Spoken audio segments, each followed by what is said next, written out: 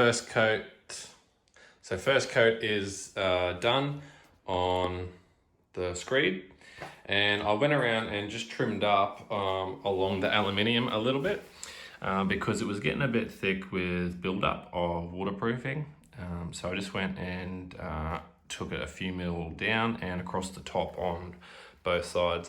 On the inside, I left it a little bit. If I have to do like almost a miter join on the inside, I will if need be to get it nice and crisp up against the water stop.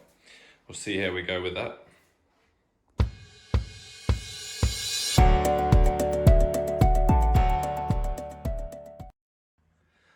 So about to put the last coat on the Screed, and while I'm at it, I am going to just use the little bit extra waterproofing we have here to do just the shower area, just the main wall section, just maybe make it a little bit thicker.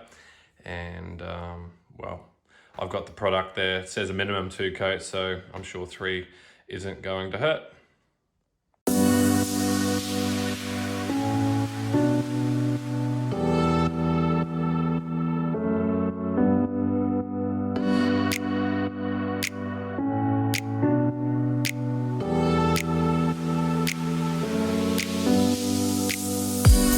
Righty, we wait for that one to dry, and then I will probably start looking to tile the shower floor.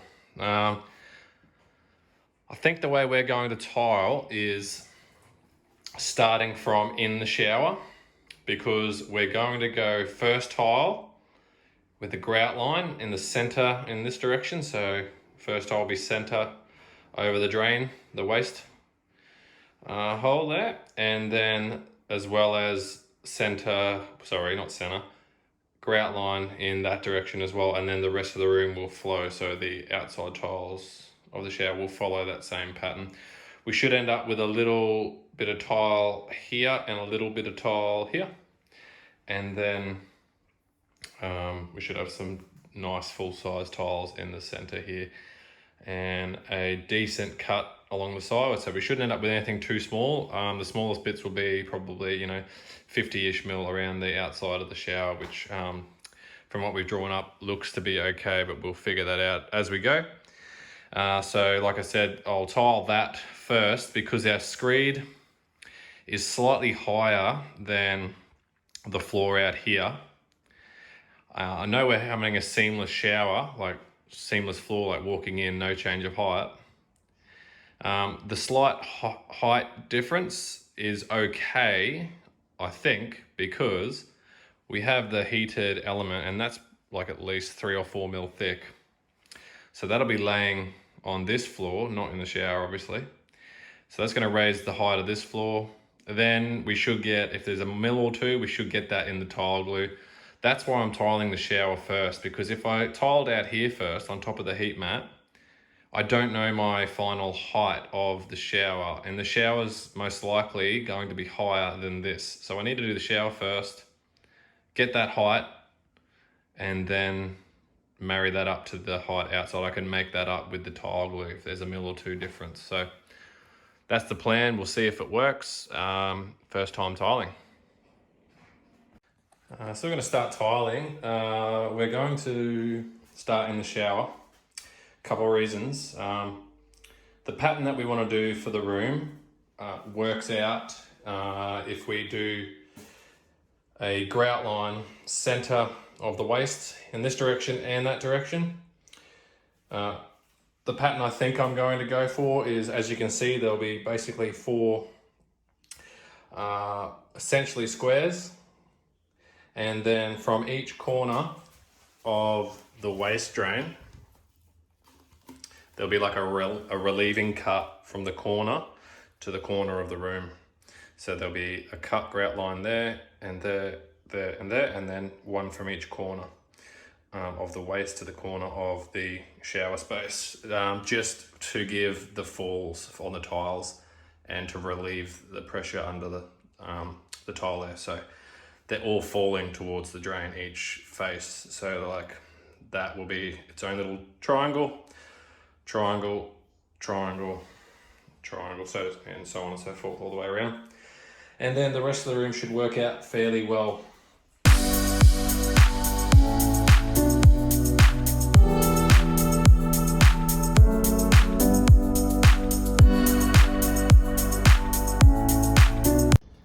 first miter join.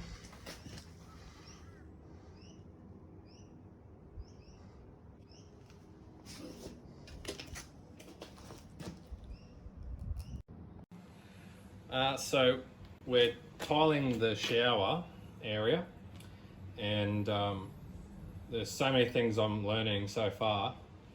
One of the things I'm learning is take your full width measurement of whatever length you're doing, and then think about taking off at least 3 mil. Why 3 mil? Because our clamping system for the tiles, or also known, our grout line, is going to be 1.5 mil thick, and you want that on either side, so you need at least 1.5. So probably take off 3 mil, maybe more, because you're going to have some play around the edges of the shower because it goes onto a wall. So if you think about your tile adhesive and then your tile, depending on the thickness, you could have up to like 12 or 13 mil play from the wall till you see the tile. So maybe don't be afraid of taking the extra mil or two off if you need. When I am grinding, so this is, we're grinding this section out here for the shower drain, the waste. It's a square, so as you can imagine, there's 1, 2, 3, 4 of these. When I'm grinding, what I'm finding is, if you keep the blade straight, like when you're normally grinding like steel, what tends to happen, or what I tend to find, is the back of this edge here is grabbing and then flicking up the tile and chipping. So I think, from my limited experience, is to learn to grind, I'm exaggerating this, but learn to grind straight on an angle. So that way the back edge of any section of this blade, even over here or back here, never touches this as it's lifting up. That's something I'm learning, I think. And then we'll show you that update in the shower in a minute. So we've ground this out now and tried not to chip.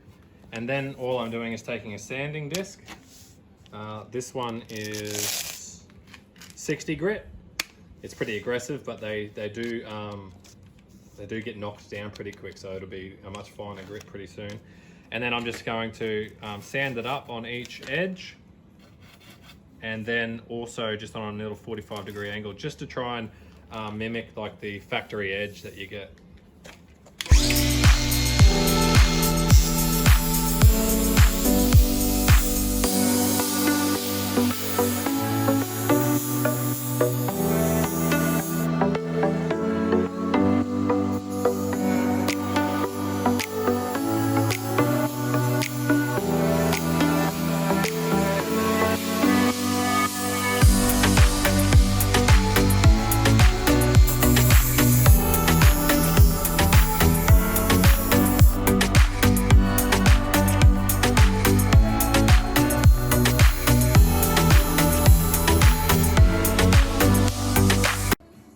So now I've got my, this is like a quarter of the shower here basically, but I can't just lay this tile as is because each face has its own pitch. So what I'm doing, or what we're doing, is from the corner of the waste, the little square waste that we've got in, from the corner of, on each corner, we're going to the corner of the shower, and then I'm just going to snap and score and snap this this in now. So I'm just aligning each end, then I'll score it, and then I'll carefully try and snap it without breaking the tile. So there we go. So once you've got it lined up and you're happy, I believe you score forwards.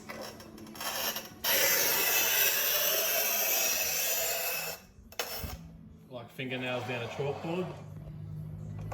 Sounds delicious. So I've been trying to do 2 scores and then carefully put some pressure in a few different sections.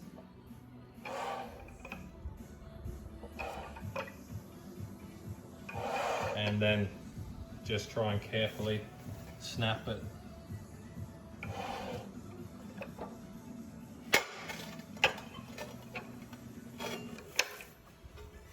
And then that's sort of, you're finished there.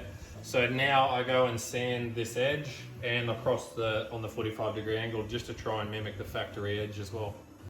Alright, final flood test. This is more for just drainage. It's going to leak out of the corners a little bit because the water stops don't go all the way to the wall. There's a couple mil gap, but it's more to just see the flow.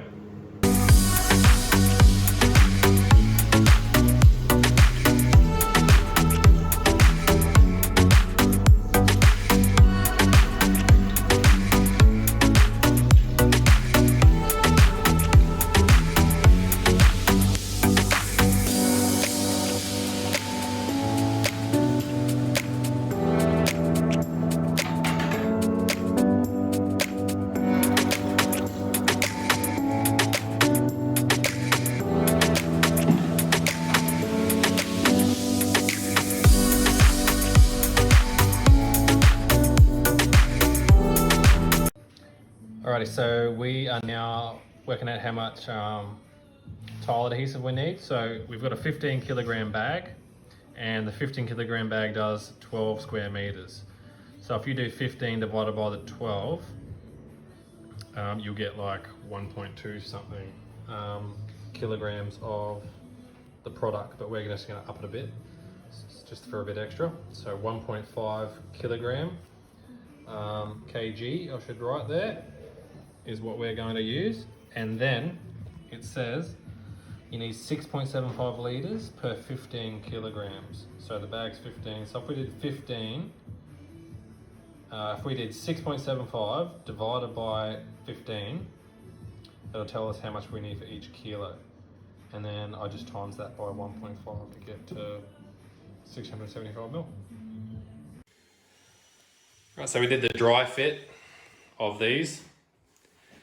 As I was saying before, you've got a little bit of play in this side and this side because you've got tile adhesive and tiles going on. So you don't need to go tight up to it. And I don't think you want to go tight up to it because, you know, everything expands and contracts with heat. So you might want, you know, a little bit of a gap there anyway to fill with a silicone sealant that's flexible.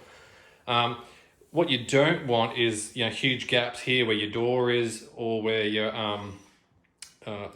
slightly less important than the doorway is where the glass will sit. If you've got a frame there, then you can get away with a little bit if it's out a little bit. But on the doorway, you can't really get away with too much. So do your dry fit, label everything. We're about to do tile adhesive and start tiling. I've never done any tiling before, let alone of a shower area with all kinds of cuts. So let's do it.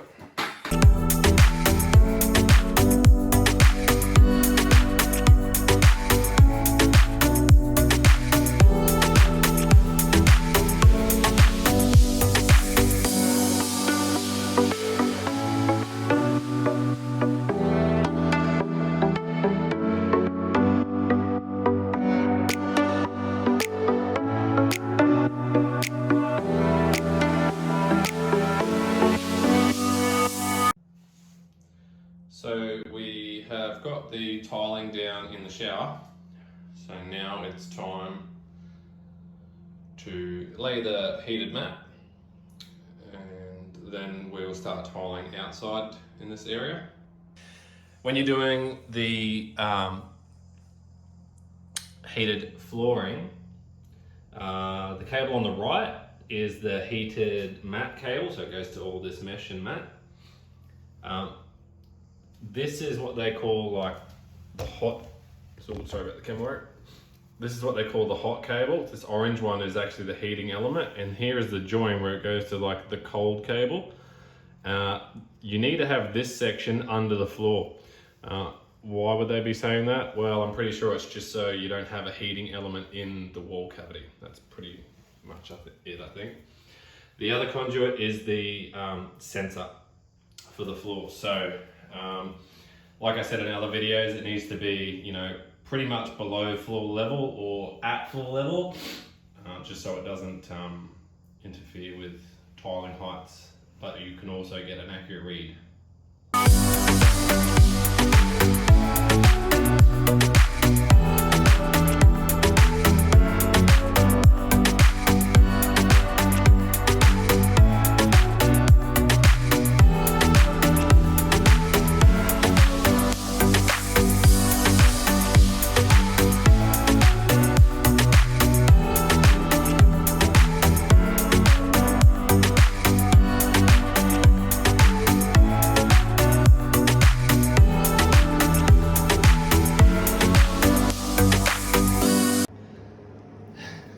Alright, so we fixed that up. So we just moved the mat down slightly.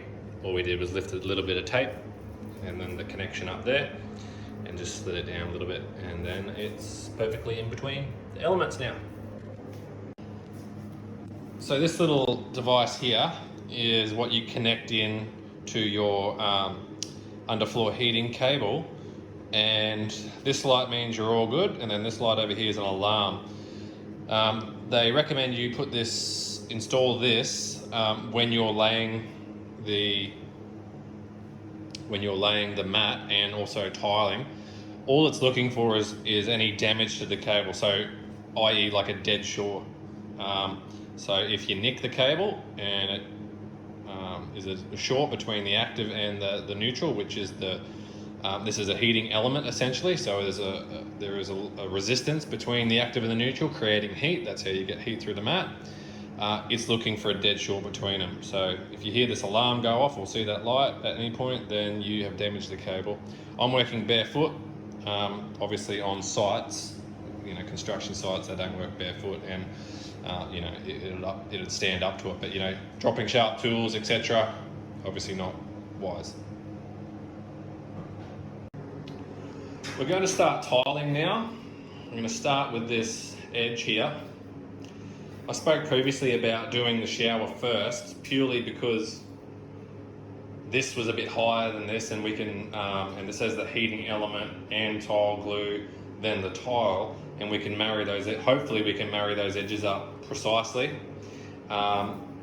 If we did out here first, I don't think it would have worked at all, because we'd be flying blind coming into the shower and we might end up with a difference. And that's the pattern for the shower. Why? Because each side has its own fall, and the tiles sit beautifully like that. They're really nice, they're well supported, full butter all the way underneath. So you should back butter your tiles. So put down your tile adhesive, make sure you've got the right size tool or notch trowel, and then put a bit of butter on the back of your tiles to marry them up to avoid air pockets and all that. So we're doing this front little strip and this side little strip. You've got to be careful with doing these, because if you want all your grout lines to line up, so we got 600 by 600 tiles. I think the best way to explain that is, I'll stand here, and so we've got this tile here which has been cut and it goes out this way, and then we've got a little edge or brim around the shower. Now whatever this is plus the brim needs to add up to 600 perfectly in both directions. Otherwise what's going to happen is when we lay our full 600 by 600 tile out here, it won't line up with all the patterns, and you'll be off, and your grout lines will be out by however many mil, and it'll look terrible. So water stop is potentially going to take an extra mil or two, depending on how you do it. If you just put your water stop down on top of the waterproofing and it doesn't have any thickness of waterproofing on it, you're probably right. That's probably what I'm going to do next time, just waterproofing on the base of the water stop. I covered mine with waterproofing, which made them thicker, which is making it harder for me to tile. So be aware of that. So obviously same in this direction too. This little bit of tile plus this needs to add to 600, because we're going to be putting a full 600 tile out here. Be aware of that. It can take a lot of time doing these little cuts up if you're an amateur. So that's what I've learned so far about the tile cutting. I'll show you a little bit of tile cutting later. It's a bit funny as well. You need to score fairly strongly, and then when you snap it, you got to give a little bit of pressure all the way along, because these are fairly big tiles. And like I said, I'm not a tiler, so learning a fair bit. I have been grinding, so you'll see a tile that will go in here later. I did a square cut grind here, just with a tile grinding wheel, and it was a dry cut, so there was no water, which I probably could have used. It probably would have helped in hindsight, but I just started a few mil in on the square I needed to cut, because the tiles do chip a bit, and particularly these tiles, they've got a bit of a texture to them. So if you hit some of those textured sections on the section you're cutting, it will tend to chip a little bit, and it won't look as good, obviously. So be really careful, take your time. It can be a bit frustrating, but just stick with it. And if you're really struggling, just go away, reset, have a breather, come back.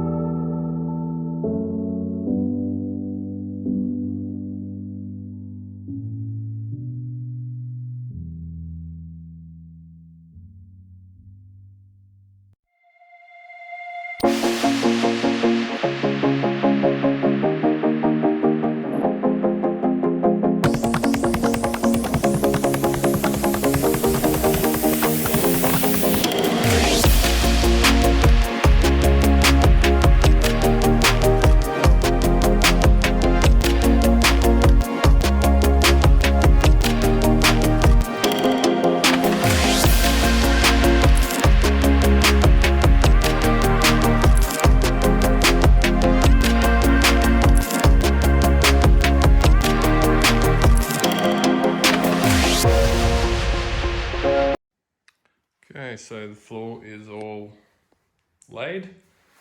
You saw a time lapse of this area, so we just continued the pattern on. I spoke about how it's important to get your 600 width this way, and from this edge all the way to this edge, whatever you need to lose, you need to do that or gain it, whatever, to make this 600.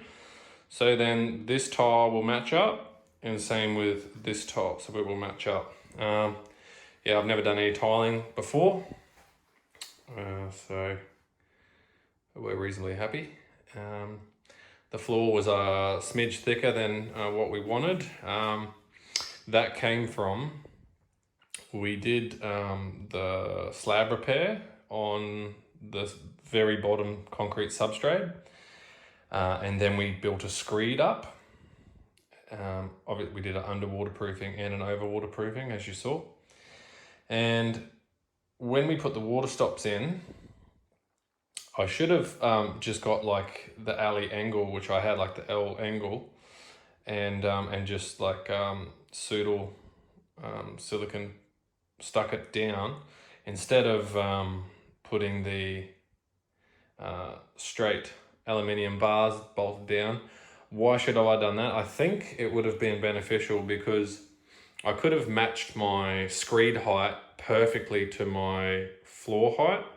Because I had the water stops in there, I had to guess a little because there was an alley bar in the way, and I had a floor height either side of the alley bar. I knew I was a little bit higher in the screed because I wanted a minimum thickness for my screed. But next time what I would do is I would just ensure that I had the minimum thickness built in to be at the normal height of the floor. That way tiling the ground or the floor here would be a little bit easier because I wouldn't have to go just that little bit extra thickness. In saying that, we did need a little bit of extra thickness because we have got underfloor heating here, and we had this connected up the whole time. So it's a little tester you get the whole time. So this will go off if you pierce any of the underground floor cabling while you're installing it. Obviously you need to be careful not to use sharp tools and etc. around it. Today I'm going to install the waste caps here. So going to put them in with tile adhesive, and then I will remove all these clips and I will grout the floor tomorrow. And then I'm going to cover the floor with like a paint. The paint is matte like this, like a 3x3 one. And then I'll continue on with the wall. with the wall over here, these were all fairly straightforward so far. So the biggest thing is getting this tile the same width as on the floor, so your grout lines line up. So then this one's like 510, this one's a full 600, and whatever was left. And then following it above and to the right. When you're doing these walls, like the little sort of feature walls like this with any sort of marbling or whatever, definitely recommend you lay out the tile on the floor somewhere, outside maybe, and look at your pattern and rearrange the tiles and label them accordingly so you can sort of get some sort of finish that you can get. Obviously, that only works if you don't break any tiles. Otherwise, you have to replace them and you may not get the same pattern. Bit of a lucky dip. So that is where we're up to so far. So what I'm doing now is I've just put grout in all the joints. This one here that you can see, that one will be filled with some pseudo silicon, and that's where the glass shower screen will be going. That'll get covered, so I won't be grouting that. When I was grouting, I made the grout just a touch, probably a touch too wet. Partly because I put in, I used Ardex, I think it's FG8 grout, and we decided to use the Ardex booster as well. And to get that ratio right, I accidentally put in a tiny bit too much, but I just put in a little bit extra grout to dry it up and then let it sit for a tiny little bit, and then worked it into these joints here. When I put it in, just squeeze it in as much as you can to the joint, as you want to fill it up completely. And then I run either diagonally across the joint or perpendicular. So with the trowel, so I didn't use this one, I used actually a brand new one. It had nice new clean and sharp edges on it, a rubber float there. So what I did was I pushed it in on this direction, so I pushed it in everywhere, and then worked my way perpendicular across it. And I did that everywhere except for like this area here, because it's coming in all different directions. I just went mainly in this direction, just so I could go diagonally across the joins. You don't want to go like along the join when you're cleaning it out, because you'll obviously pop down into the join and then squeeze stuff out. You'll end up with low spots and high spots.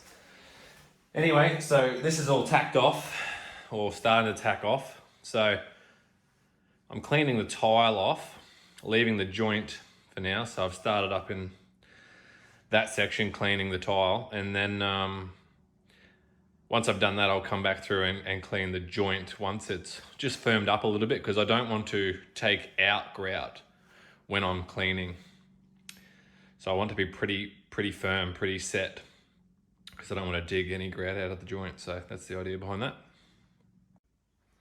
So the floor's pretty much done. I've just got it covered up now just to protect it a little bit. I'm going to start on the niche. So we've got 2 slab tiles to go in there, as you can see. To get it to work, I can only really see, look, you could use wet saws here, you could use a grinder, you could use snap and score, or score and snap. I'm going to try and use score and snap, and basically try and do a cut about here, that sort of height all the way across. Then that edge will be mitered, so that this flat piece can go on. So that'll be the front face. Put a miter on it. Then we'll have to make another cut up here. That edge will be mitered, and the rest of the tile will be all there. Then we'll have to snap. Then there'll be this little rectangle piece left over. We'll snap and score that around here somewhere, and miter that one. What's left over should go onto the back. We could wrap it so you get like the marbling wrap effect, But I think what we're going to go for is the marble matching the back. So this edge will match this edge, not so much the border. We'll see how it looks. We can always change it as we go if we don't like it, but once you cut them, that's it. So we're going to leave it intact and see if we can go from there. So that's the plan. There'll be 2 sections to it. I think the hardest bit will be trying to get this slab tile, when I do that cut around here, the lower section, trying to get that exact to match up with the left side and the right side, and obviously all the way around. All those joins need to match up, and I think that'll be quite a challenge. I've never done a niche before. And then I think we need to cut above this line about the thickness of the tile and the tile glue.